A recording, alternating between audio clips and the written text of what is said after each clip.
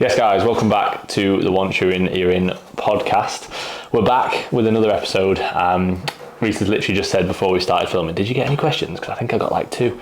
And last week we had the debate that I get more questions because I put the post on first and he put it on last night. And this morning I literally thought, oh, fuck, I'm going to get like 2. We're having a competition. Should we have a look? See who's got more? I've got more than 2. Have you? I only checked this morning. It is a thin podcast though, isn't it? Yeah, I don't know about that, mate. It's a thin podcast. I thought this was a Reese podcast, as we said, right.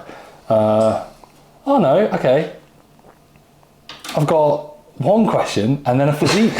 A physique about like how somebody's doing, competing in Novice. Okay, sound. So Finn's going to be carrying the... How have I got? I've got like a good amount of people that look at my stories and I think what it is, I think in all seriousness, like you have obviously you have a larger following, but I think like a lot of people follow you because you've got a large following and because you're strong. Like when you get up to 80k followers, people will see you've got 80k and they just follow you. Yeah, it's cool. Like they won't watch the podcast. Like, but for the people that follow me, probably watch that see my story, a lot of them do watch the podcast. So shout out to the real fans out there. Real engagement. It's the reason why, like, you know, real engagement. It's the reason why, like, you know, I do the Sunday questions or like rest day questions. The amount of questions I get, like 30 to 40 minimum, but they are so the standards. Like literally, I get watch a training split 10 times. I feel like I get quite a few good questions. Yeah, you get that. I always look upon other people and I'm like, I might get asked like 2 or 3 good questions, but the rest it's like minimum effective volume for delts. I'm like, I don't know. It does show, to be fair, like obviously we spoke about this before, like your social media presence, to be fair, this is quite a good topic to go into. Your social media presence and like your total amount of followers does lead to more inquiries. But the quality of the inquiries is awful. Like, you know, like with Josh, when Josh C Fit, when his like when his social media like flew during his prep, when he was like posting reels a lot and obviously he was looking ridiculous. It was like he was getting so many inquiries, but I remember him saying to me like they're all just TikTok kids. Yeah, it's like none of them are going to follow through with that, and even if they do, they're not going to be good clients. Like you might get the odd one, fair enough. But like, how many clients have you got from TikTok that have been good? Oh yeah, not many. Like I don't use TikTok and I still get good clients. YouTube's the best one. YouTube is the best quality. Like I'd say, like if I see someone that says they apply from YouTube, they're usually spot on. Yeah, because they usually have invested time into watching your videos and then they know who you are and they actually feel like they vibe with you. You put your personality out more on YouTube, don't you? It's easier. Longer style videos. Shout out to myself for my latest video. What was it? Full day of eating. It's like 40 minutes. Oh, man, I actually, you know what? I'm not gonna lie. I had that on. I skipped through it last night. It came out last night. You skip through it. You don't watch every single second of it. Because I don't want to be having a bulking tip about you just trying to crack jokes. I saw the end. It was like, that's a wrap. Well, it's not a wrap. It's a. I didn't try and crack that joke. It just came to me. I've got life in me again now. I'm actually quite funny. Like, I just forgot that I was. You forgot Mate, I'm hilarious, but I just wasn't for like 2 years. Yeah, I think maybe a bit longer. I think just a tad longer than 2 years. No, it's been about 2 years. Yeah. I'm coming back though. Just about. Yeah. Just what? It's 1 year post show. 10-month recovery phase of humour. That's what I needed. Yeah. So I actually skipped through it last night and I was like, it was actually, to be fair, like, I'm not one to like plug my own stuff and be like, honestly guys, but like like I said to you before, like, I enjoy making that kind of content. Like I enjoy training, obviously training videos, but like, do you? Yeah. No, it depends. I enjoy making reels. But like when I first started YouTube, like if you were to go back and look at my first video, it was like, I love making those. Yeah, it was just like full day of eating, full day in the life, vlogs of me doing whatever I was doing. Like I enjoyed doing that. If I had more time, I would definitely do that more. And I say like, the thing is, 100%, if I was to put more time, a lot of time and effort into YouTube, my coaching would take a hit. Yeah. Like, do you think? Mate. The service that I provide to my clients. Do you think the quality would be 10% worse to then lead to more engagement, which result in better clients? You know what I mean? Like, I know what you mean, and I definitely want to. I do want to do more on YouTube because I enjoy it. Not regardless of getting clients, I just enjoy it. Like I like making videos. I like seeing my videos. Like when I've done them, they're cool. But yeah, like I would hate to be filming a YouTube video or start editing a video when I know I've got prep clients that have checked in. You know what I mean? Like I can't be that guy. I just can't be. Yeah, I've said to Sanaa, like I want to do, like I've got one video she needs to fucking edit. She can edit it. If Sanaa can edit the video, that'd be great. Hopefully she can. Hopefully she can. Nothing. Don't worry. So I said to Sanaa, I want to get like do 2 videos, like one a week of me sat down chatting about something. So I've got one about my gyno surgery that she needs to edit, so I need to be on it with her. So I bought her a Starbucks, buying a Starbucks is to edit the videos. And then before we go away, I want to do like a few more that I've got a few ideas of, just so I can just sit down and chat. Cause I like doing that. I did that with Sam the other day. Yeah. It was like how to set up your diet. Like, and I did it as like, as a coach, if you're a coach, this is how I'd recommend things that you should like be aware of. Yeah. I think those videos are helpful, and also they're boring. Yeah, they are boring. They are boring. But I like making them, and they're easy content to make. And for people that are actually interested, they are good. Yeah, definitely. And I think, like as you mentioned, the day in life. So I did one with Sam last year in Cardiff, and it was probably like one of the funnest videos because the training wasn't the main. Yeah, it was literally, that was the next day. But it was like, the training wasn't like the main thing. It was like, okay, cool, training's a small part of what I'm doing, but everything concludes to me being... And again, it shows your personality more. And I think that's what YouTube should be about. Like, you can post your training on Instagram. You can post reels about your training on Instagram. Like, but you can post your personality on Instagram, but not through training clips. No, I agree. But you can through a YouTube video, actually, this is what I do, this is what I eat, this is why I eat it, this is how I prepare it. Like, people like seeing that shit more than they like watching training. Yeah, I agree. And it's also like, I think on Instagram, when you only have a short amount of time, it's very hard to be like almost not genuine, but like, you know, you're talking on your stories constantly. Yeah, it's hard to get your personality out of I think when it's a very small story segment, it is hard to like be yourself, because you could listen to me on a whole YouTube video and go, oh, that's Reece, he's a bit sarcastic and he's a little bit cocky, but that's just how he is, and he doesn't mean anything bad by it. But if you listen to a question where I'm like, bit of a shit question, like someone will go, bit of a shit question, someone's asked him that, he's a dickhead. It's like the podcast. You know? We're awful podcasters. Yeah, we're awful podcasters. that was like, what, 2 years ago at this point. Was that when we were doing it on Zoom? I'm pretty sure. Yeah, when we got asked, we were like, was it, did someone comment? Yeah. There was a comment on YouTube and it was like, why the fuck are you doing a podcast when you've answered a question with like, I don't know. Yeah, but it was because we were like, that's just a shit question, mate. Like, it was one. I can't remember what it was, but ask shit questions, get, what is it, like, get shit answers. Yeah, shit answers. Get banged. Yeah. James Vardy scored the other day. I know, did he? Yeah. Header, yeah. So yeah, I feel like, again, social media is one of those sort of things that can be a good avenue, but it's a case where, again, speaking from experience, last year coming out of prep, I had, I think 20k followers going into prep, and then like 100k by like the back end of the prep. How many did you pay for? 80k. 80,000. I'd already paid for the 20,000, so that was that. But it was cool to see, but it did not at all correlate to like, I gained more clients, but I didn't gain any more. Like, it wasn't like the surge when, oh my god, I'm gaining loads. It was just, I had more sign-ups, I also had more people leave. And I was saying to you, like, countless times, like, I literally could tell when people were going to leave, and I'm like, right, I'll get them for 2 months, but they're not going to do that. Yeah, it's not worth it. And it was, you can tell when you get good clients. Yeah. Like, I had a guy the other day sign up, spoke about his goals, we had a call, he was like, I really want to commit to this, like, he was really good, and like we had a good chat, and I was like, straight away, I was like, this guy's gonna be good. Yeah. Like, you can just tell. Yeah. And then you have the odd client who, like, they'll sign up, you'll ask them to send everything over, like, they're like, they were so enthusiastic. The enthusiastic ones are the biggest red flags. It's either way, either end of the spectrum. If you ask them for a food diary and you don't get it, if you ask them for a video of their gym or an equipment list and you don't get it, like, already I'm like, this isn't a good sign. What would you say is the biggest red flag? The biggest red flag is, oh my god, mate, I can't wait. Every 5 minutes, I just can't wait to get started. I'm so motivated. Honestly, I'm going to smash this. That's the biggest red flag. Straight away, I'll literally message people and I'll say, I'll send them a voice note. I'm like, mate, you don't need to tell me this. Like, you just show me. Just show me. Yeah, you don't need to be like, I'm so motivated, because like, I've heard it all before, and like, usually it's bullshit. Usually it's like the second that motivation like slight. They've either something's happened, hasn't it? Like, they've realised that they've got a boost in motivation from just looking shit, or like someone telling them that they look shit or whatever, and then they'll sign up and they're like, oh, I'm so motivated. I had a guy, bless him, and this is he's carrying on, and he's actually been class, but he broke up with his girlfriend, and he was like, I've hit rock bottom. I'm going to smash the gym for the next 6 months. I'm going to focus on this. And I said to him, I was like, mate, it's a shit situation. I'm sorry.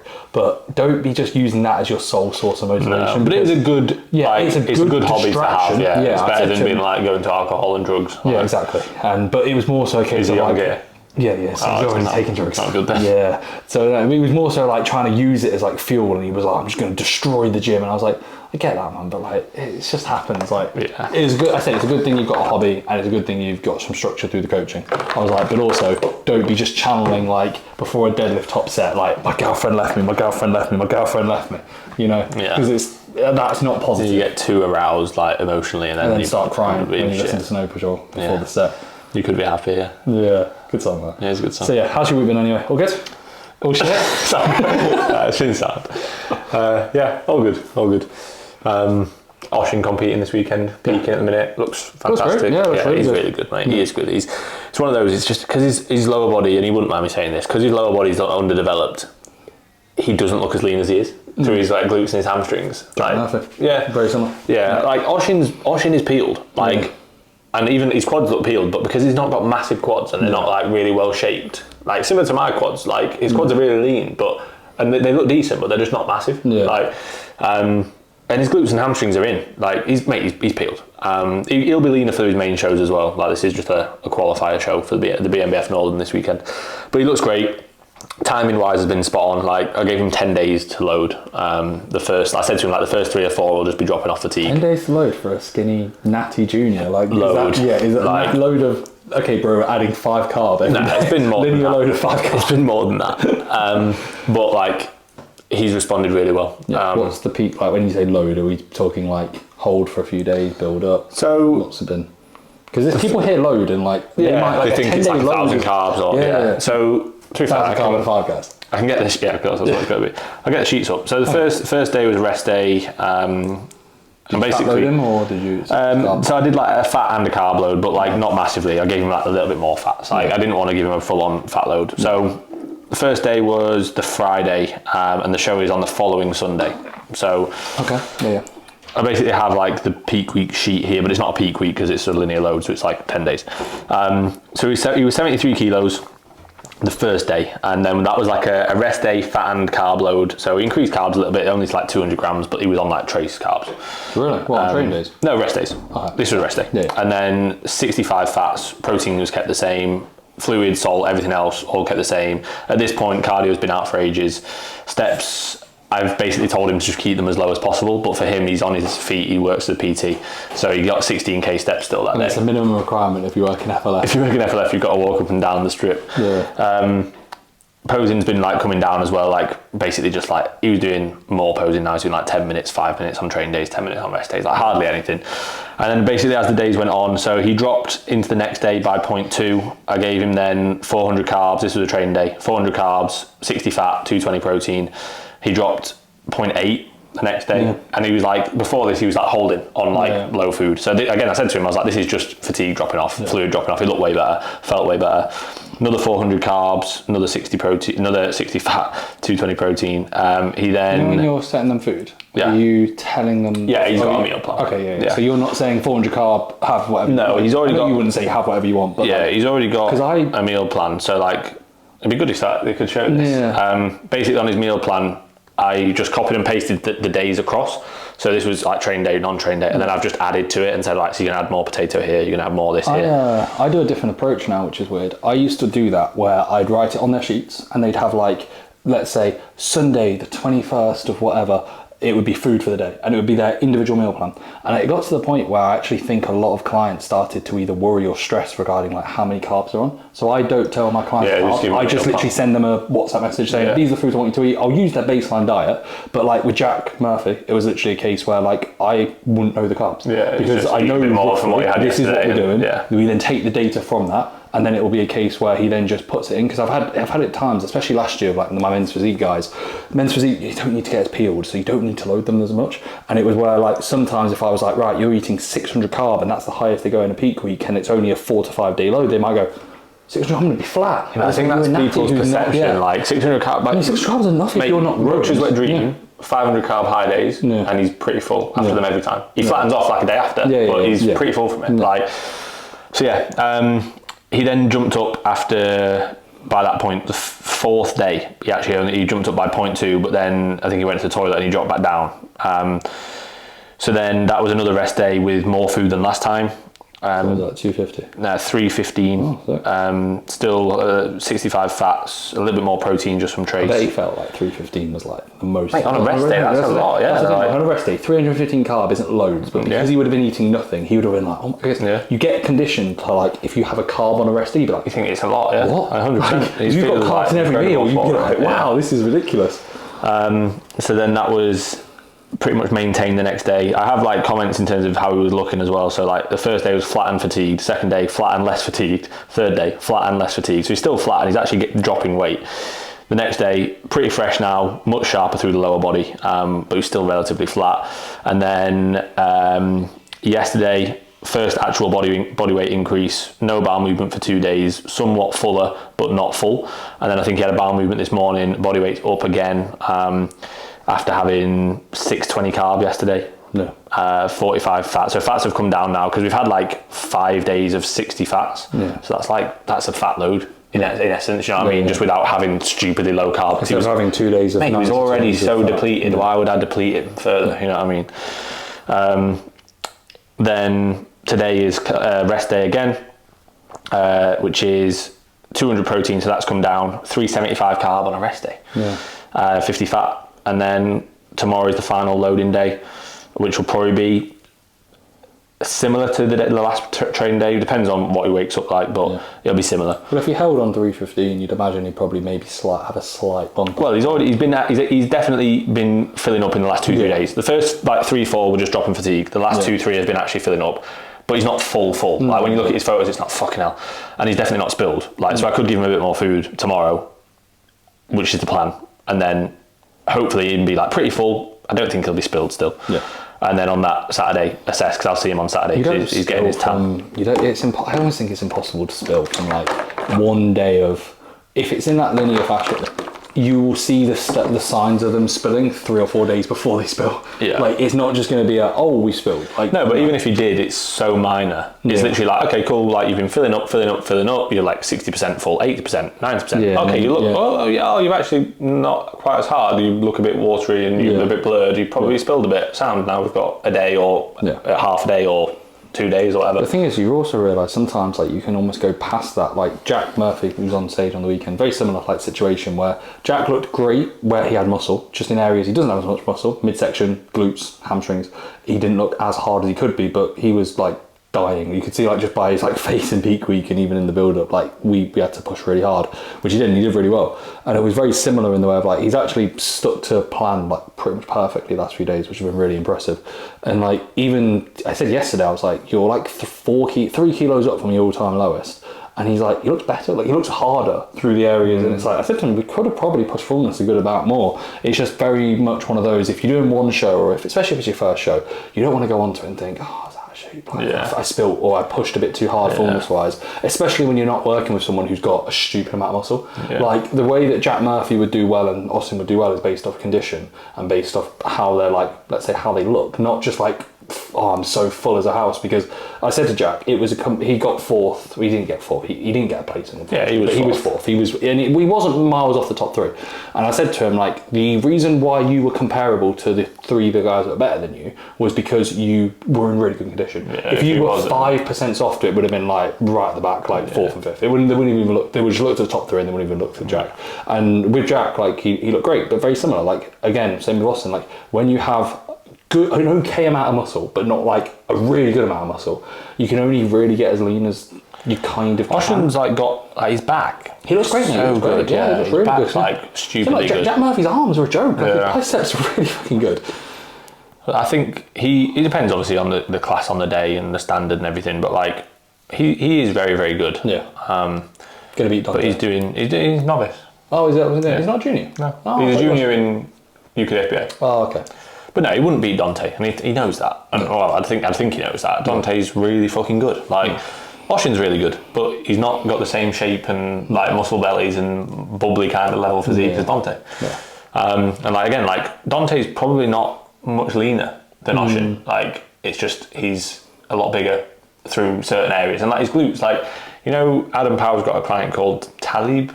Is that a dude that looks like a joke? Like he looks like a horse. Or is that someone else? No, that's Jordan, the like huge guy. Yeah, like no. So this Talib is a junior, and he's got really good glutes. Yeah. So his glutes look absolutely peeled because they are, but also because his glutes are great. Yeah. Like he's got a lot of muscle there. Yeah. Whereas like other body parts, so he's decent. Don't get me wrong, he's good. If he's watching this, you are very good, mate. He messaged me a couple of times. He seems like a very nice guy, but he's really good. But his glutes are like really good. And obviously, when it comes to like natural bodybuilding and condition, like the place that people look is their glutes. Yeah. So like if you see someone with peeled glutes, you go, oh my god. He's inside out, but then it's also like, well, it's actually just got really good glutes. Yeah. He is peeled, don't get me wrong, but like his physique is good. If his whole physique matched his glutes, he'd be ridiculous. Yeah. Like, And the same with like Oshin. If his whole physique matched his back, fucking hell, he would be a joke. Like, it's the same with like Jack Murphy. His whole physique matches his arms. Lower back's like cross-striated, and then his hamstrings and glutes, he's just like, oh, they're passable. But again, like that detail to his lower back isn't muscular. That's the same with me. Like my lower back gets peeled, like even when I'm not that lean. Like it's always pretty lean. Like even if now I was to do this, there's like lines through my lower back. There is, mate. It's leaner than yours has ever been. Yeah, true. Not going to deny that. But that's not from having huge erectors. That's just from where my body stores body fat. Yeah, having no muscle and just being skinny. Just be peeled there, just there. No, and also I should actually mention, this is a bit not off topic, but also talk about clients. Storm trying to ruin himself. You know, I say ruin himself. It's not ruin himself. His body's just kind of ran away with him. So I have a guy on the topic of clients, Storm Hanacom. I think that's how you pronounce his surname. He jumped in early to the A1 show, and I showed Finn some pics. And this would be if we were good enough editing wise, where it would be cool to put some comparisons up. We are good enough editing wise. Having the time. Yeah, his physique was pretty scary. How quickly it. When we do a members site, that kind of stuff will be on there. Yeah, where we will edit it. I know, and we've said we're going to do like client, like sit down chats about like certain people and how things go. But yeah, Storm checked in and he dropped 5 kilos in 4 days, and his head was like, I've dropped weight. It's good. Yeah, it's good. And I was like, you're a big bodybuilder with a good amount of muscle. I think anybody, like, that's not good unless you're really overweight and it's the start of a diet that's big fluid. Yeah, and Storm's not that far off. Like, he didn't have, in my opinion, like a legit 5 kilos to pull off. He probably had like 5 to 10 pounds to pull off. And as a result, it was the case where like you pull off all that weight you need to, but it's mostly fullness. You've done it in like a short period. It's not a good I said time. to him, like, you've done 3 weeks worth of fat loss in like a week, and you've also done like a good amount of like glycogen damage. So it's 3 days of like very, very high food. He checks in and he preps his food for the day, which it's one of those. Have you got some clients where like they've already prepped their food for the day, they go to work? And so I said to him, like, right, what can you do? Like, I often just say with those clients, just have rice cakes with you at all times. Like rice cakes and peanut butter or something. I put some square bars in like pre-workout, and then I said to him, like, just because we've run a 5 guys before and he loved it, so I was like, right, you just go do a 5 guys tonight. And he was like, yeah, sick. Wakes up the following day, he drops weight again, and I'm like, okay, cool. High day diet, which is like 800 carb, and I was like, and then also have the 5 guys. Not 1,000 carb. It wasn't 1,000 carb, no. And then it was like the following day, it was like a high training day, so it was like 3 back-to-back days of like, he probably got in because he got 2 5 guys in, 2 days of 800 plus carb. 1 day was 6 meals, and I was like, he's back to it, but he went back to baseline like 2 days ago, and he dropped 1 kilo every day. So I was like, right, I think your baseline's probably a little bit too low, so I pulled out cardio.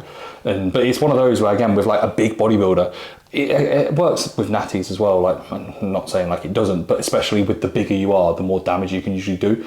And with Storm, it was a case where I said to him, like, if this happens again, bro, please, like, I get him to check in every 3rd day at the worst, but it was like 3 days of like 2 kilos, 1 kilo. And I was like, if I said to you, oh yeah, bro, check in Sunday on Monday, give me a check in 5-6 days. It could have been a case where, like, I'm not going to say, it's not going to be a case where it would ruin the prep. But it can like, it's harder to come back out. Yeah, like, it does make sense. Like, obviously we spoke about it in the card of the day, but like, it is legitimately possible, like, when you don't have much food, when you may be doing a lot of cardio, when maybe your training takes a bit of a hit, that you will start to actually eat away at tissue and you utilize muscle mass and start mobilizing that as an energy source, which is obviously not what you want, like, especially if you haven't got much muscle.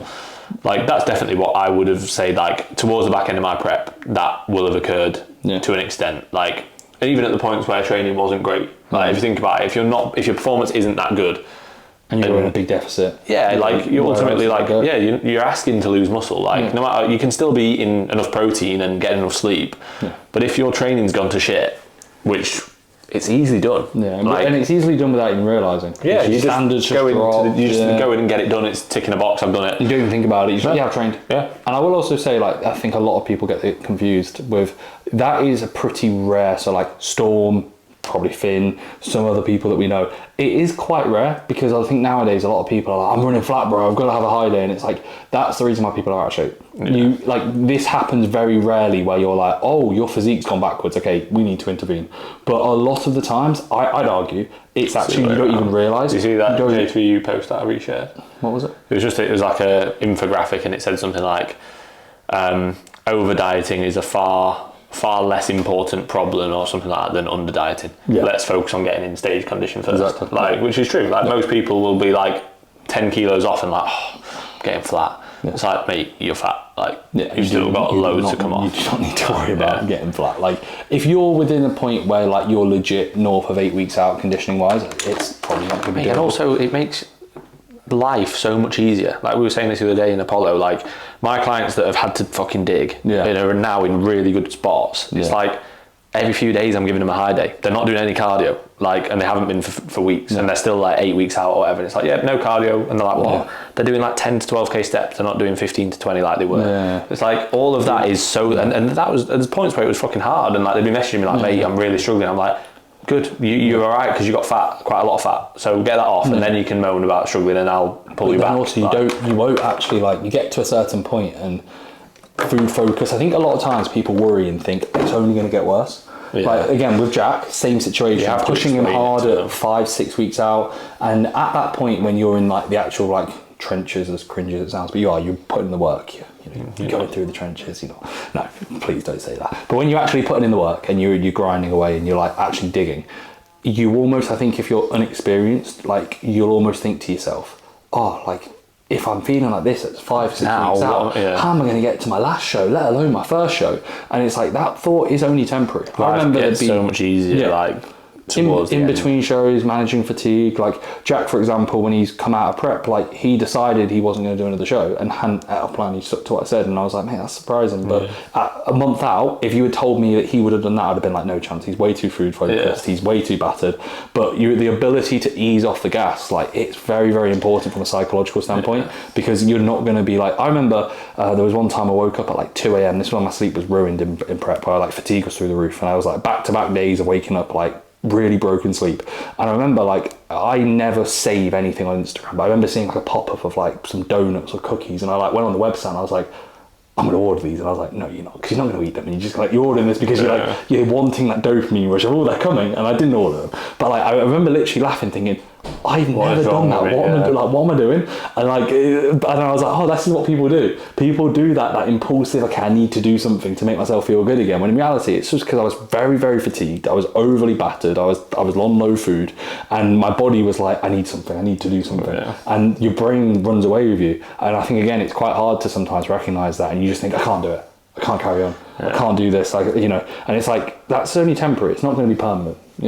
That's what you have to say to clients a lot. They get it. They sometimes I think they do. If you like, if you have again, I'll say this to clients all the time. Like, for example, I'll have a client who's, let's say, struggling, whether they tell me or not, or you can just sometimes tell, or they'll tell you like, I'm really struggling, and like when it's a difference between just like moaning a bit or like, no, I'm really struggling. And you give them a few days off. Let's say you give them a deload and a diet break, and then I'll say to them then like, right, you're a lot fresher now, and they'll be like, oh mate, I feel like 10 times better, I'm so buzzing to push on. If in 3 or 4 days they then say, oh, I feel shit again, that's when I'm like, come on now, crack on. Like, you've literally just had 5 to 7 days of a deload and a diet break. You told me 2 days ago that you felt great. You're getting a bit flat again, and it's getting a bit hard again, and now all of a sudden you can't do it again. Like, you're not having another deload and diet break 3 days after you've just had one. No. Crack on. Like, let's push on, let's get down to a new low. Let's have maybe a week or 2 weeks before a high day again, or let's have, a week or 2 weeks before we then have a weekend where we pull away expenditure, like whatever it may be.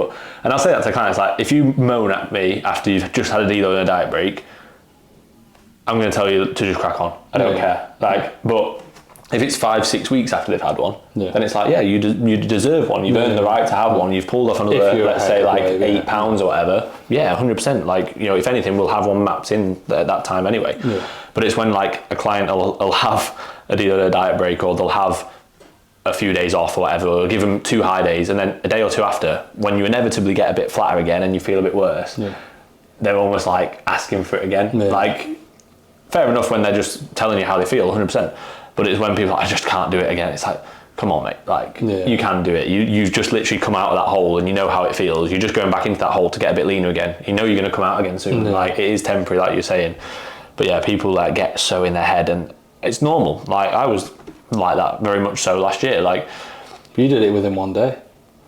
What? The Evo, when Finn was like, you were like, I need to get leaner. I could get leaner. I need to get leaner. I was like, yeah, you look alright, mate. Like, you could, but anyone can get leaner. And you're like, I'm going to push on. Following day, you Nando's. It was like that session was awful. Yeah, you pulled down food, I think, if I'm not mistaken, like that evening, and then the following day, and then you messaged me, and you were like, I'm battered, mate. I don't know what I'm doing, and that was one day. So one day being back in the hole of just trying to dig away, and he's like, I'll do it.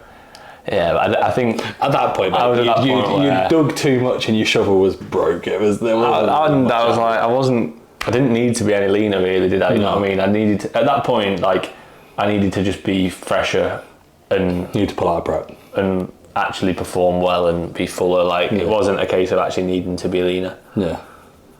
Instead of like said, I'm gonna not eat my post workout meal. I'm just gonna have whey. Not gonna have my oats before bed. Just gonna stop eating. Yeah, just gonna stop eating, and then the following day. I didn't do that, by the way, guys. No, it wasn't that bad, but it was. Hey mate, I've just stopped eating for 3 days. What do you reckon? Yeah, good idea. Yeah. Sound. I've dropped no weight, and I'm more fatigued, and now I feel even worse. I've trained worse, so yeah. But yeah. Otherwise, mate, anything up in new in the week? I need a wee. You can go for a wee. I can chat about my holiday. Yeah. Sorry guys, my bladder is awful. I'm just so lean still. It's like having no extracellular space. I think it was like filled with adipose, so that's why I know. You can hold it. Have you still got the? Have you had a wee? Have you still got the mic on? Yeah. Yeah. Maybe take the mic off so people. Nah. Because if you don't want to hear your wee. I think they do. You know, what do you reckon? ASMR. Imagine like you can hear me and the background. Yeah. That might have been loud. Sorry guys. Yeah, it's alright. So, update on me. It's currently the 22nd of August. I am 5-6 weeks deep into my little tidy up pre-prep diet.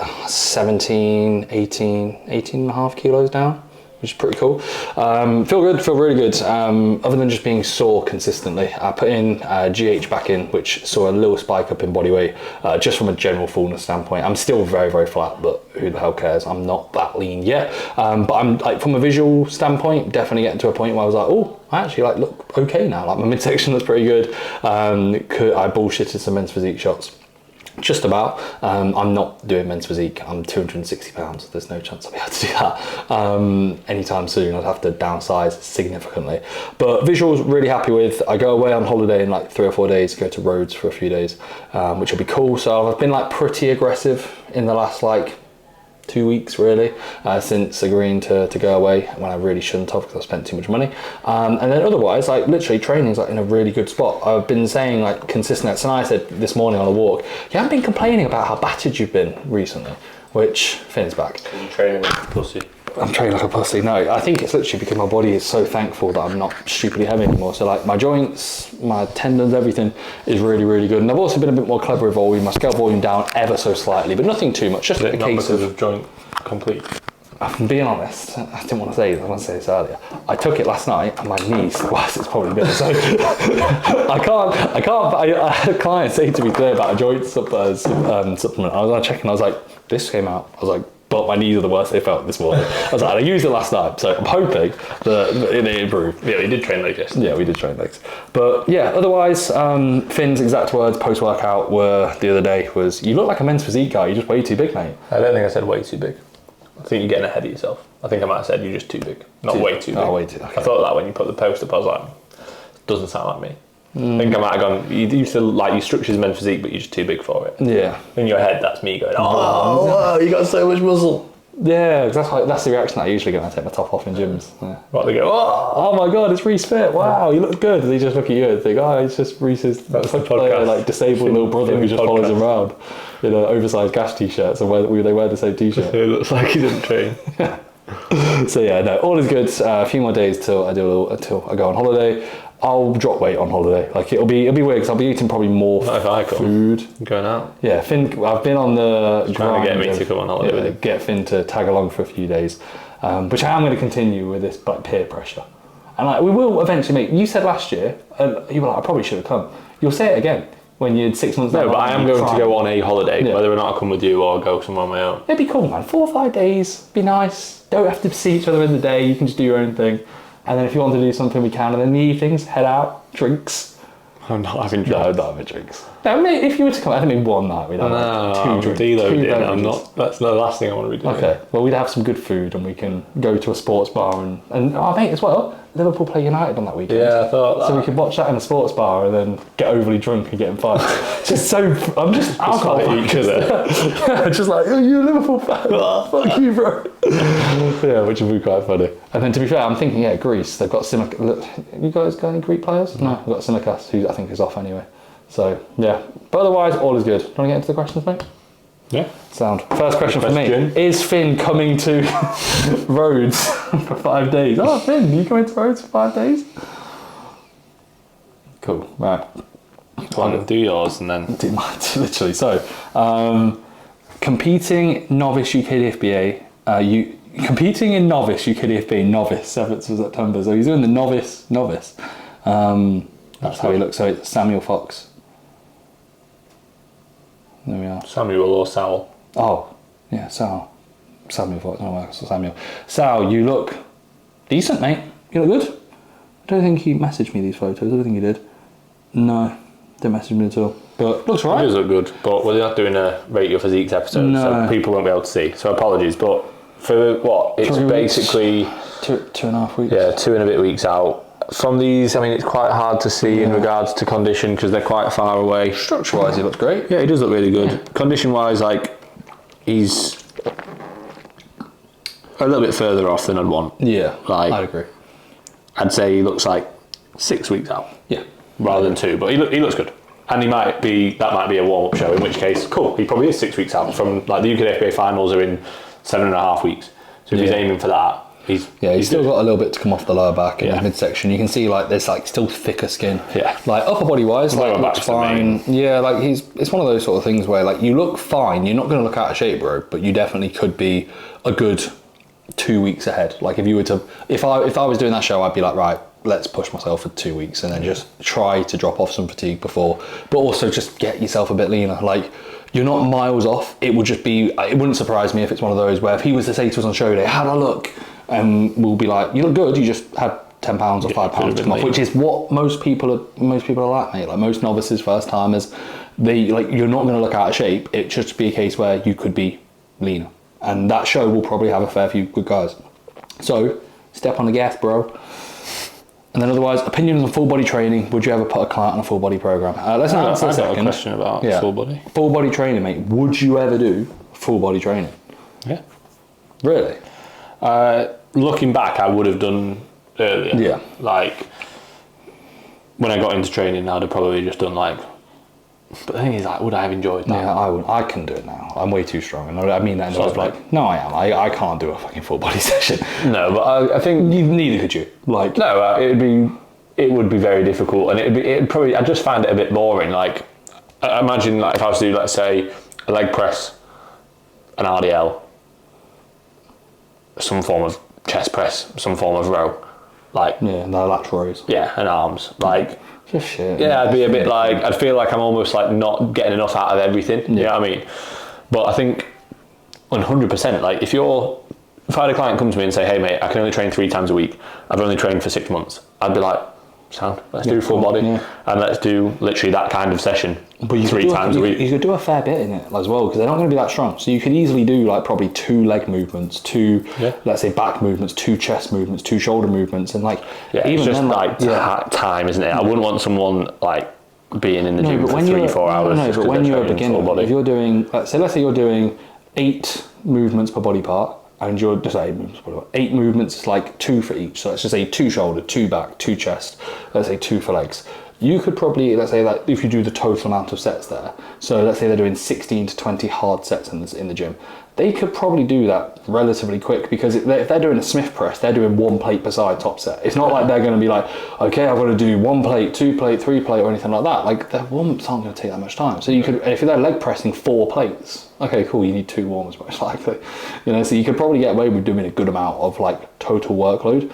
And you could literally just scale that up. I'd probably do like 3, like you said, like 3 sessions like that, and just scale up volume into the point where they're like, I'm actually pretty cooked and I can't do any more. And then it's like, right, cool. Now we can go maybe upper, lower, upper. Following week, lower, upper, upper. lower, upper, lower, and then you go from there. And then that's a case where you can kind of keep that, or you can do like one full body session. But when it comes to actual hypertrophy, you fucking grind that 1,000,000%. I have some clients that have like a upper, lower, but then if they can only train 3 times, then they've got like full body options, or if they can only train twice, they've got full body options. Yeah. So it's like you can still hit everything twice. Like if you trained, let's say Tuesday and Friday every week, and you just did a full body session and just battered yourself, you're going to grow, especially more than not training. Like I think that's what people think. It's like, is it optimal? It's like, well, it's better than not doing anything. Like, so if you're someone who's like, I want to train 6 days, but you end up training twice and you haven't trained legs for 4 weeks because of that, like, what are you doing? Were they your questions? Yeah. Thanks, guys. This is I think these are from last week. Well, these are from last week, because I know there was maybe a couple that we didn't get round to. Did you or Reese in-person PT before online? I did for a couple of years, probably like 3 years. Yeah. Probably. Yeah. I think from 2018. Yeah. 2019 and then 2020 when it was COVID, and then stopped after that. Yeah. So like 3 years. Okay, so when we met, you like got into PTing? I'd not worked there long when we met. Yeah. It wasn't like I'd been there for like 3 years. Like that was like early days when I was working there. Okay, fair enough. I know I was busy. It's hard to think, and I was that busy when it was still early days. Yeah, it's early days. Round Fully booked. Couldn't stop working. No, I never have. I did a course back in 2018, 19. I was actually speaking to you. Finn was like, yeah, do it, you should. So I just did that. It was online, it was shit. I didn't really learn anything. Yeah, and you don't. Yeah, and I literally have not used it since, and I won't. Like, I don't need to. It'd be something that, like, if a client was to come to a gym that I was involved in, I would be like, yeah, potentially, like, I can run you through maybe an exercise or two. But I don't really get that much enjoyment. Like, I get enjoyment out of watching a hard set, but I wouldn't want to be Hanny Rambod, who's like going through a whole session with somebody, unless I had nothing. I did used to enjoy it. Was like, no, I feel like a high-end athlete, like wise. If I was to, let's say, have someone who trains, like, let's say for example, like Storm trains really hard. Storm, you're a lucky boy. You had 2 mentions there. You do love Storm. Yeah, no, but he trains really fucking hard. Like, he's a very strong guy. Like, it would be fun to be like, right, let's go through a leg session. I'm going to do it. Yeah. But I also think, like, if he's doing a hamstring curl, I'm like, you're fine, bro. Let me just shout me when you need me for a hack squat, or shout me when you need me for a leg press. And I do get enjoyment out of like the coaching side of things at the higher level, but for the average person / even like average of our clients, they just need to train hard and train harder every single session. And enjoy it. Like, enjoy it. Not have their coach over their shoulder being like, do this, do that. Wasn't perfect. Yeah, like we would, when we were training at younger years, we'd probably say to a few times in between sessions, like, that was a bit shit depth wise, or that was a bit naff, or we thought maybe you had more there. But like, we wouldn't be like, right, mate, make sure that half an inch deeper. We'd just be like, let's just go and bury ourselves. Yeah. As a late teen, were you more focused on the bodybuilding grind than partying / drinking? Obviously, I feel that's a bit of a shit podcast host. As a late teen, so let's say 18, 19? Yeah. So probably by that point, like, that's when I was getting into training properly. Yeah. Like, if you'd have said maybe like 17. Yeah. Like, what, drinking underage? No, that's when I was like, I was learning to learn, like the year I was learning to drive. Yeah. I was probably just pissing about my mates more than anything. Like, I was still at college. Could you do college 16 to 18? Yeah. I was playing football. I was playing semi-pro at that point. So I was like more football focused. And I think probably I didn't really train for maybe those like few years. Probably from like, I trained like a bit when I was 14, then probably like 15, 16, 17.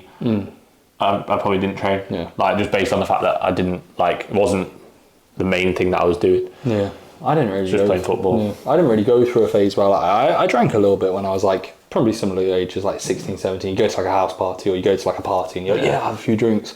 But like going out, I went out like a few times when I like turned 18. Yeah, same. And I remember like after like the first month or two, I remember literally being like in a nightclub. It was 2 a.m. Like, you should do it. And I was like, it was like 2 a.m. and like everyone was having a great time. And I remember thinking, I'm training tomorrow. What the fuck? I went out on my 18th birthday, like, thinking, it's going to be really good, and I was like, what am I doing? Yeah, shit. People hype it up, like, you know, the ones, especially if you're younger, like, you're younger in your year, aren't you? school year. Yeah, So like I guarantee, they were turning 18 and you were like, oh, I wish I could come. Or you haven't got a fake ID. Out of my mates, And then you go out and you're just a bit like, oh, is that what it's about? Yeah, and then obviously like we had lads holidays and stuff. So like once I'd done that, it's like I know it's not really for me.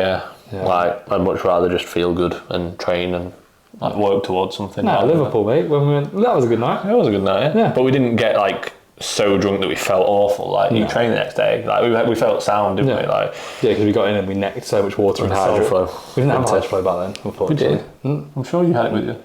Maybe, I don't know. I'm sure you did. We literally just spoke about this. Butcher's wet dream. Would you rather be under dieted or over dieted on stage? Over dieted massively. Yeah. I'd rather be rebound as well. I won a British title, massively over dieted. I actually, speaking about that, it's a would you rather. I actually got somebody message me on would you rather. I'm going to say them randomly. They're sexual would you rathers. We're doing them now? Yeah, I can do. Why, do you want to do a separate one? So then I was like, oh, we should do this on one. And I was like, I'll do it with him. Yeah, I was like, I'm not doing it today. Where is it? It was Tyler Ragg who sent it to me. So of course it was. Yeah, of course. Some good ones. Here we go. Yeah, let's spice up the podcast. Let's answer these BuzzFeed. Can I do another question first? Go for it, mate. So we both said we'd rather be over dieted. Yes. I'd rather be peeled and just look a bit dead than be fat and be like, especially if it's a main show. Like if it's like, this is what I'm going for. Bro, you manage fatigue so well. Just be like, when people say, why are you out of shape? Like, I didn't spill. I managed fatigue so well. My prep was really easy. Yeah, my prep was really easy. And then everyone's like, didn't even reduce calories. No, it was sound. And then they're like, oh, okay, fair enough. Okay. Well, how did you come dead last? Yeah. What do you think is the hardest division to judge? Who asked this? Butcher Wet Dream? Yeah. So he's going to probably say classic.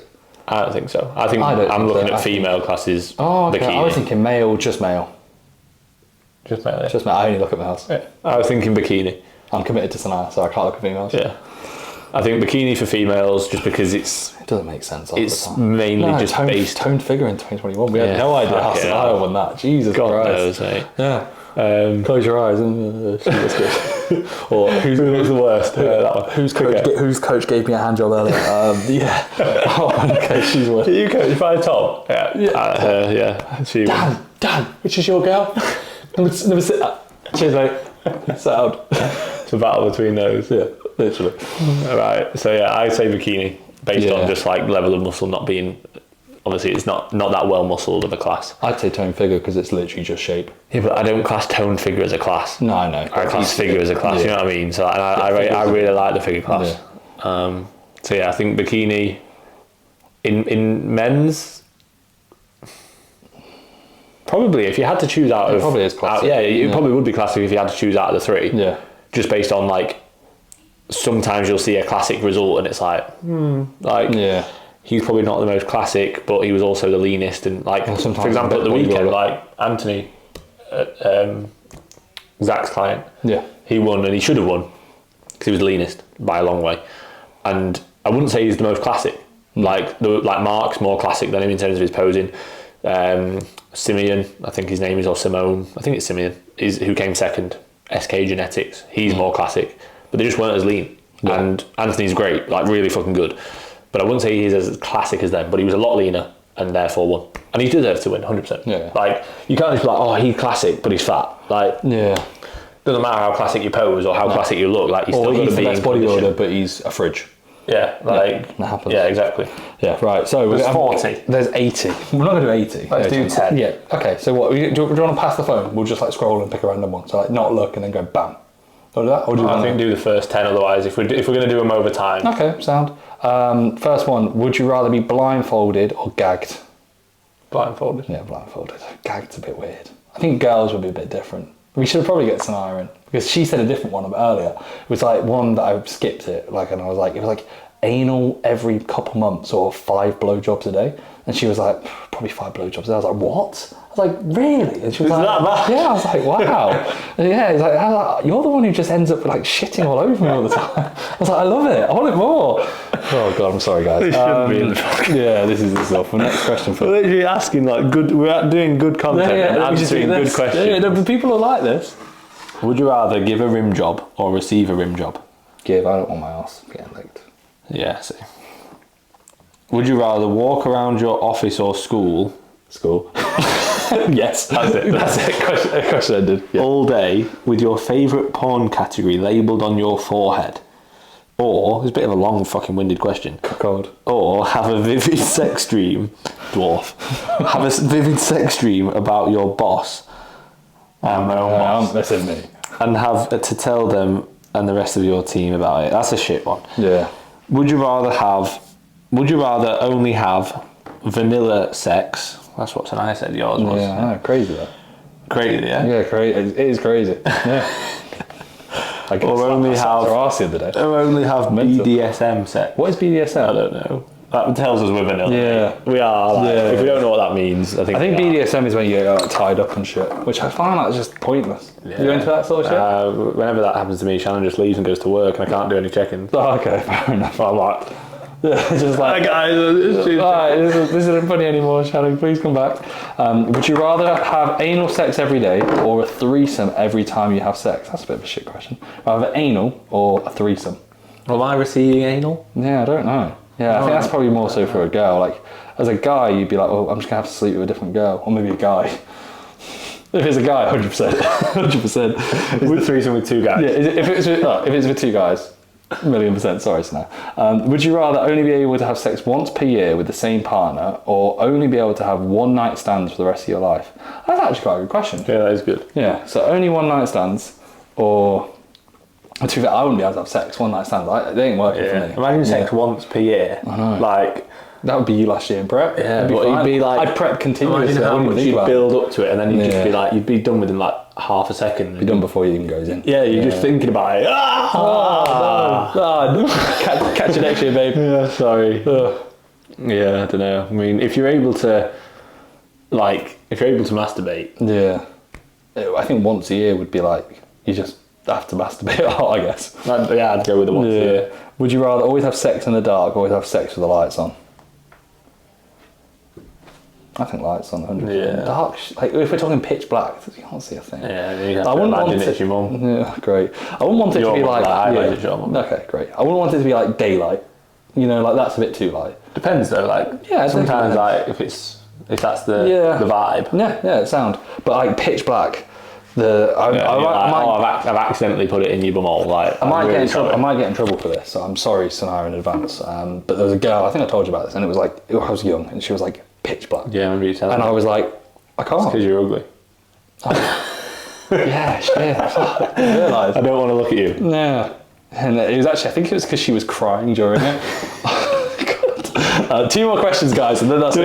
Yeah. Would you rather peg someone or be pegged? Peg someone.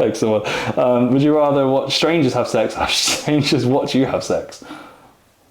I'd rather watch. I think it'd be funny to watch. Yeah, I wouldn't want it to be like... I'd feel awkward with someone watching me, but I'd find it funny watching someone else. Would you rather be silenced with a gag ball or spanked with a paddle? I'd probably rather be silenced. I don't want getting spanked. I got spanked in Vegas, do you remember? When Fremont Street... I got spanked a few times. I was like, oh, hello. I spanked Sabrina. Yeah. Right. Let's do some actual questions. Yeah. Sorry about that, guys. Sorry, guys. I've lost my questions as well now. Was that from last week? Oh, yeah. 18.7k followers, man. Crazy. Famous.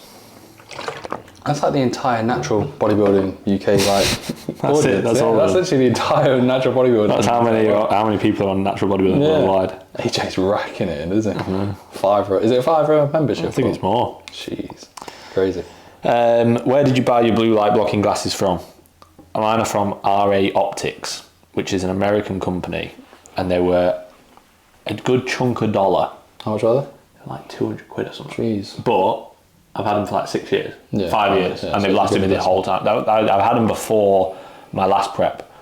I had them probably a year before that, and that was 2020. So yeah, I probably had them like 5 years, and they're sound. So yeah, better than getting Amazon ones that just break all the time. Yeah.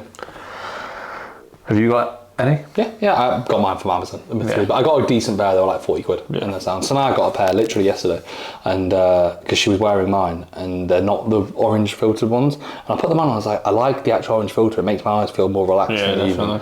But then they were like 20 quid, and I said like, there's like a cut off on Amazon. It's like anything less than 30, it's like shit. Anything more, you're like, probably gonna be alright.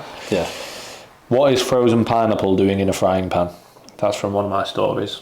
Defrosting, mate. Is that really defrosting? Yeah. First? I usually would defrost it, like, well, it depends. Like, often I'll defrost it in the microwave, but sometimes if I can't be asked to use the microwave and I know that it's going to be in the pan for like the next 5 minutes, it's going to defrost. So it's defrosting. This is two. Well, it doesn't matter. I was going to say it's 2 parts, but I can just answer it in one. I'm 16. Parents want me to stop living so much in a box. I don't want to, and I know I won't regret it later. Any thoughts? Do you remember that guy who used to send us stories? Oh yeah. What was his name? Ped. Was it Ped? Yeah. He was class on it. Yeah, Ped. Ped, come back, mate. Yeah. So, yeah, 16 years old. Parents are basically saying like you need to live your life more because you're not. You're probably just thinking you need to be a bodybuilder. Yeah. Any thoughts? I think it's sad that his parents are a bit like that. Yeah, like, but also I can see that from their perspective. Yeah. Like if he's literally not seeing his friends, if he's literally just like 6 a.m. sups out on a digestion walk. Fucking hate that, by the way. What, digestion? I'm sick of everyone. I keep having clients saying it. Hey mate, I went on a digestion walk. As Cuba says it. Oh really? Like it's just mate, a fucking walk. You did say though last year. I remember once, and I like cringed so bad. And you were like, I might walk from ATS. You know where you park? So it's bear in mind it's a 2-minute walk. Finn was like, I might walk before my post-workout meal. Good for digestion. I was like, or you just go for a walk and just walk. For no, but that's completely different. Because that I would say that now that it is good for my digestion before what I said I'd have my pre-workout and then what? No, post-workout. And I literally said I was like, you're going for a walk. I was like, when was the last time you went? And you were like, pre-workout meal. And I was like, so you've walked since? Yeah, but your digestion will be fine, mate. Still, but if like I get that, I wouldn't call it a digestion walk. No, I've never heard that phrase, digestion walk. Mate, I hear it all the time. So what? People go for digestion walk after meals or before? I think around meals. And to be fair, guys, like I'm not calling out any of my clients. You can say what you want. Obviously, I don't actually care. But I heard it on one of Cuba's like videos, and now everybody's saying it. That's why people say it. Yeah. Like it's like 6 a.m. wake up, sups, digestion walk, hydrate, hydroflow, another digestion walk to prime myself for that.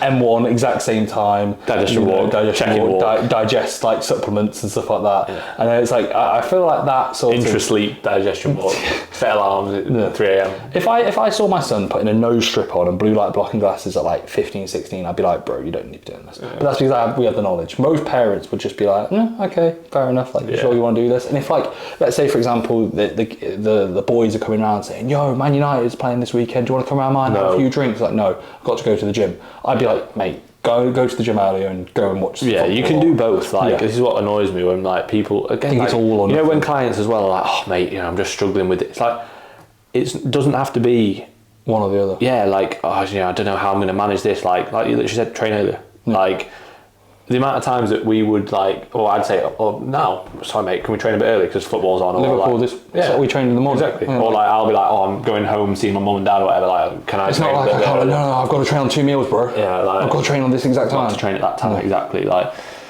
you make it work. So yeah, like I would say you're also at 16 years old, like you're old enough to make your own decisions, and at the end of the day, like your parents can help, like guide you, but you're old enough to make your own decisions at that age. Like I was making a lot of my own decisions at like 14, 15, what I was eating, what I was doing for football, for running, for training. Like there'd be loads of times where like my parents would say something like, I remember when I first bought creatine and my mum and dad were like, I don't think that's good for you. The first time I was having the cinnamon Danish my protein and gagging on it, and they were like, I don't think that's good for you. And I was like, what do you mean? Why? It's fine. What do you mean? So yeah, like, but also they are just looking out for you. Yeah. So it's one of those like, if you know that you're happy doing what you're doing, cool, but also don't neglect those other aspects, like completely. I had like when I was at uni, so many people saying stuff to me that I was on my course and stuff, and it was like I didn't even have a doubt in my mind. I was like, I'm doing this, I want to do it. Sorry. Yeah, same. The problem is nowadays a lot of people go the other end, and it's like they question every decision. Like, I don't know if I should be doing this. These are what people are saying, and it's like just back up. Because people get into it for the wrong reasons because it's popular now. Yeah. Whereas when we got into it, wasn't the norm. Yeah. You know what I mean? Like when we first started training, like it was weird. Yeah, definitely. Like to be tracking your food and to be like really on it was quite weird. Yeah. Whereas now it's like the norm. Yeah. So questions from today. Considerations, this is Butcher's Wet Dream again. Considerations for adding a high day, e.g. what session, meals, rest day, etc. He might be asking that because I gave him a high day on a rest day today. Okay, so considerations, rate of loss a little bit too quick, you might need to fill up because training performance is dropping off. I'd say the main consideration is like where you are in the phase and is it going to be a benefit to you when it comes to either A, the visual, but B, more importantly, probably training. And also understanding that like your baseline, this is something I always say to clients is like, just if it's a bit more food than your baseline, that doesn't immediately mean it's going to be putting you in a surplus. So let's say, like you mentioned you had 500 carb, is it 500 carb high day? Wet dream? Yeah. So let's say, for example, his baseline's what, 250, 300? 275? Yeah. So let's say you were close to double up his carbohydrates. Like we're talking what, like 50 off what double would be. That isn't going to immediately put him into a surplus. If it was every day, it might put him at maintenance, or it might put him into a slight surplus, or it might put him in a deficit, but not the rate of loss that's going to be considerate. So having just one day that you can look forward to, you feel good, you enjoy the food, you're probably going to do more steps without realizing, you're probably just going to feel better, you'll sleep better as well. Yeah. There's going to be a lot of benefits that come from that high day that is not just going to be physiologically, okay, I've got a bit more food. Like there's going to be a lot of benefits that come without even realizing. So it's one of those where you almost have to get to a point where it's like, right, this is going to make sense for the athlete, it's going to make sense for the person, and it's, again, that's going to be beneficial. But it's not a case where like the main thought process should be, okay, when's my high day? How many times will we get guys where like before, like in a pre-prep, they'll mention, hey mate, I'm going to get a high day or anything, or off-plan meal or refeed or whatever, and it's like, let's get in first, and then when it has benefit, cool. I don't mind people like maybe mentioning it when they're feeling trashed, like sound. Most of the time it's not food though, it's fatigue. Yeah, exactly. But also, like you say, when people mention it before they even started a diet, or they'll mention an off-plan meal, like, is there any chance I'll be able to fit off-plan meals in? It's like, you shouldn't be thinking like that. Like, you're literally just starting a diet. Yeah. But yeah, you put about like what session, meals, rest day, etc. So like, weaker body part days. If you were to have it on a rest day like he is today, we've put food in later in the day because he's training earlier tomorrow. Yeah. So he's got like a slightly more, like he's basically doubled his carb source in his last 3 meals. So what rest days like, even though in prep you use them for like aggressive fat loss days because you're not training, rest days are days you're supposed to recover. Yeah. If you're in a lower food environment, you're probably not going to be recovering that well. So I think, again, especially when you are very close, I was running last year in prep, I was running my Sundays as rest days, and I dropped weight anyway because it was a nice chilled day, but I was having them at like 700, 800, 900 carb, and then like an off-plan meal on top, and it was like, it would set me up for the next few days, and it would always be like the carbs and food backloaded.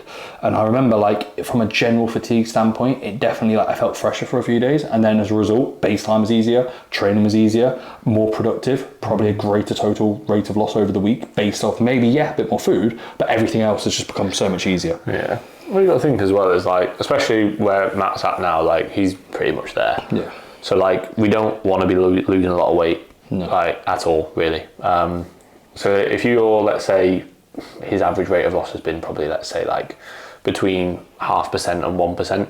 Yeah. Which would assume that you're in, let's say, maybe around about like 2,000 or so calorie deficit. If you add 2 high days that are 500 calories plus, like you're still in a small deficit. Like you don't, and that difference can make a huge difference in terms of your performance and also psychologically. Yeah. And one of the main reasons that I will give clients refeeds or high days or deloads, diet breaks, is just when they're mentally trashed. When they're like, I don't know if I can keep doing this. Like that's when the best time is to actually take your foot off the gas.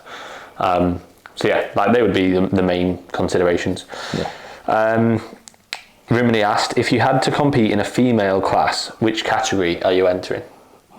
Probably say wellness would be funny. You haven't got big enough glutes. Yeah. My quads and hamstrings are alright. Yeah, I'd say wellness. Check out the other wellness girls and be like, wow. What? Oh my God, babe, what's your Instagram? Why are you competing with a bloke? No, I'm not, I promise you. I think from a personal standpoint, I think something that's more feminine, because obviously, as misogynistic as it sounds, there's a higher level of attraction for classes that are more feminine, and like a bigger lower body isn't going to be like a bad thing to look at if you're a guy. That is incredibly sexist, but it is, well, not sexist, it depends on what you like. Yeah, but I personally don't find a stupidly skinny bikini girl like an attractive visual, and also I don't.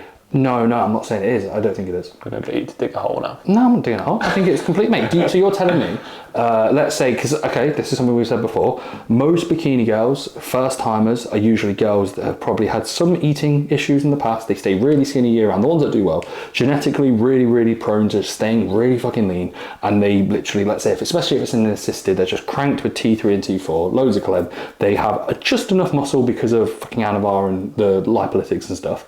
And they are literally looking like they are skeletons.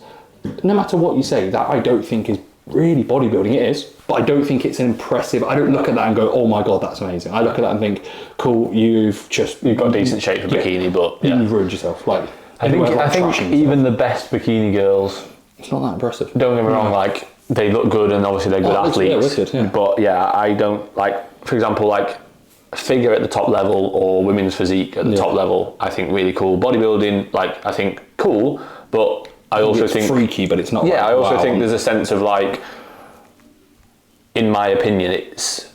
I'm not going to say like they've gone too far with it. Like obviously, do whatever the fuck you want. Why are you thinking that? Because of attraction, digging yourself a hole. No, you know what I mean. Like do whatever the fuck you want. Yeah. But like in my opinion, the female classes that I would deem as like the classes that I would want to compete in if I was a female would probably be figure. Yeah. I think bikini is probably a little bit too, let's say, just not really, like you say, bodybuilding, in my opinion.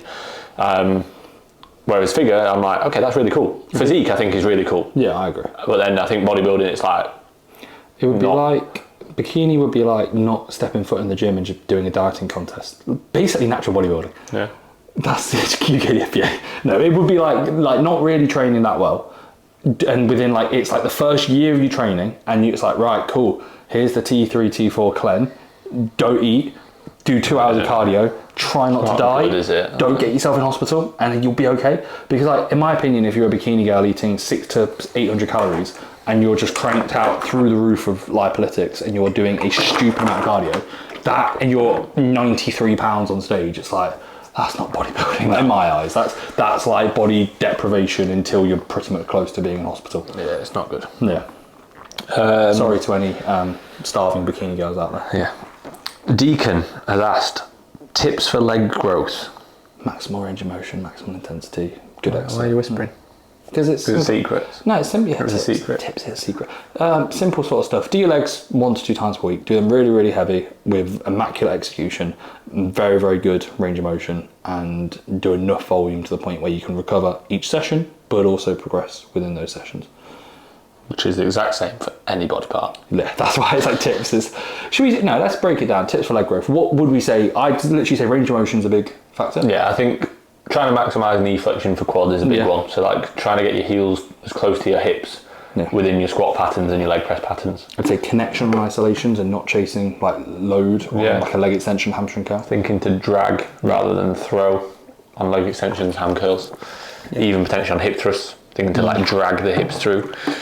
And yeah, like otherwise doing movements that don't cause loads of pain. Like one massive tip would be don't just follow the crowd. Yeah. Like everybody loves doing the Cybex Mark 1 hack because AJ does it, and AJ's got good quads. Like, cool. If I could do that pain free, I'd love to do it. That ruined us. But like and like I ran the Jim Leco hack for a few weeks, and like my knees are literally like screaming at me constantly because of that. Until joint complete came around. Around, and then it saved my life in 10. Made my knees worse apparently after one day. Fuck. But like, yeah, in all seriousness, like don't just follow the crowd. Like, oh, but they do that. Like, yeah, but does it feel good for you? Does it feel progressible? Does it feel like you actually can get a lot out of it? For most people on a lot of movements, like they will just do what they think they should do. Instead of like, what actually do I feel like I'm getting the most out of? You know, when you finish a set, if you feel like, fucking hell, like I got so much out of that, my quads feel ruined, versus that just hurt my knees and it felt shit. Yeah. I haven't done like a month of hack squatting since 2022. And your legs are a lot better. And my legs are a hell of a lot better. It's all the gear. Yeah. Take steroids, guys. Tips for leg growth. Take steroids. Matteo Roda has asked, full body training. Is it for everybody who isn't very strong or big? Yeah, natural bodybuilders. So, Finn, full body training. Is it for you? Is it for you? Yeah. You gonna do it? No, well, we obviously spoke about it earlier, so I don't think we need to really go into that too much. Jack Kinsley Clough, thanks for the question, mate. Hope you're doing well. Yeah, that's great. He does look great. Always looks good. Yeah, he's good. Yeah. Biggest lesson learned from last season's prep, which is a good question. I think he like was kind of in a similar boat to me. He was coaching himself. Yeah. He was burying himself a little bit, not looking better for it. Got beat at the BMBF by Corey, and that's when he spoke with Tim. Yeah. And then obviously he like improved a lot from then. So ultimately, mate, imagine if you'd have just carried on. To be fair, like that's what like I realistically did. Yeah. But I think the main, like, I've learned so much from that prep in regards to myself and also like my own coaching, to the point where I'm like really glad that I did. You know what I mean? Like, and the thing is, I wouldn't be like, oh, completely fucked that prep. But I didn't. No. I still got good results. I still looked pretty good on stage at most of my shows. Yeah. I got peeled, which was my main like the most. Well, I remember I kept saying like, as long as I know that I've literally got as lean as I realistically could, I'm happy. Because I know that in my last prep I didn't do that based on being a junior, obviously being coached by AJ and doing what was asked. No, like, well, obviously I didn't. First of all, I wasn't going to beat David, even if I got inside out. I don't know, judge your scorecards from the guy who's second. So yeah, like, I didn't get absolutely peeled in my first prep, so I was like, right, like realistically, especially if I'm going to be coaching people, I need to show people that I can get like legitimately peeled and that I'm willing to do whatever it takes. So I'm glad that I did that. I'm glad. I think like my timeline and everything for my prep was all good. Like the only thing that I just got in my head after the FitTech show, I literally just got in my head and I was like, right, I need to be a lot leaner for the A1. And realistically, I didn't. No. Like the A1 was another practice show. I literally did the A1 because I was like, well, it's close. I really like Nicola. It'd be nice to show her some support, get some clients in there. I'll show her some support. Coach of the year. Yeah. First ever. So that was probably the main mistake, was the biggest lesson learned, because that's what you said, was probably not putting pressure on a warm-up show to the point where I then like just buried myself a little bit. As well as like making sure that, you know, ultimately next time I'll be so much more aware of my performance rather than just focusing on getting leaner.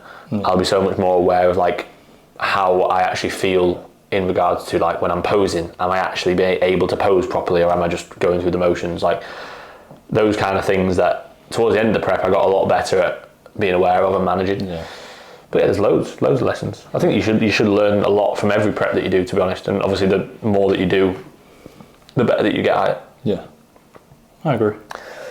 Do males need to be more peeled for stage than females? Depends entirely on what class and the standards, really. And also, you say do males, like a lot of people step on stage in mediocre condition. Like it really depends on the federation you're competing in and who you're up against. Because you could step on stage in a PCA show and the standard of conditioning is pretty average. You could still be pretty soft and win, and it's like, I've won my show. And it's like, well, yeah, you still had 10 pounds to come off. Or you could get third or fourth. And be ridiculous. Yeah, and be really the lineup's just a joke.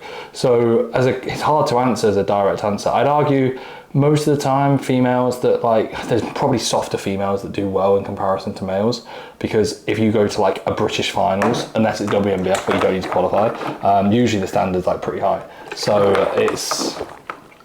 Any nibble? So jealous, aren't you? I'm joking. So jealous about my British title. I'm not jealous. Got the medal. Yeah, I've got a medal here, guys. No, so it's one of those.